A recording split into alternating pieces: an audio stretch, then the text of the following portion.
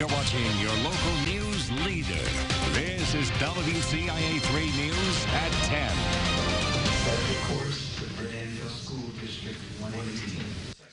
Two new members were sworn into the Danville Board of Education this evening. They've replaced former members who stepped down just last month as a condition of two different settlements. Thanks for joining us tonight. I'm McLeod Hageman. And I'm Jessica Coons. Those settlement agreements cost taxpayers hundreds of thousands of dollars.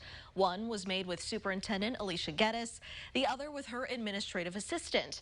Our Target 3 investigative reporter Renee Cooper has been following this story. She joins us live from the newsroom. And Renee, those settlements put claims of sexual harassment and misconduct to rest.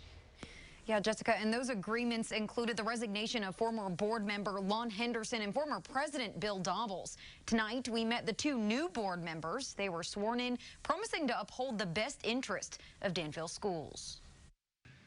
Meet newly elected Danville Board of Education members Christopher Easton and Tyson Parks. We have great people helping our education system in Danville, and I just thought it's not common to have a vacancy come up. Easton is a chaplain. He's also been a substitute teacher and is the parent of two kids in Danville schools. I think we can keep our kids encouraged. We can keep their futures very bright. His goal for the future of the district, to see everyone who enters in kindergarten graduate high school. The 27 years I've been in Danville, I've watched the school board very closely. Parks has been in Danville for nearly 3 decades. He's the district superintendent for the African Episcopal Church. He says he's already been having conversations with community members about addressing gun violence. Some people have indicated that there's a good possibility that what we need to do is look at bringing into our school districts a similar situation what happened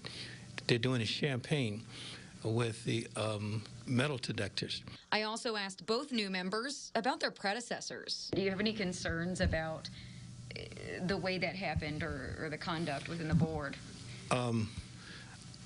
I don't, because I don't know all the logistics. Okay.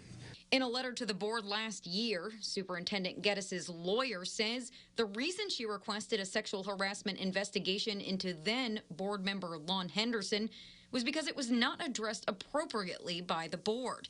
That was headed up by Bill Dobbles at the time. How can we make sure that complaints are addressed more immediately in the future? I think education is really important.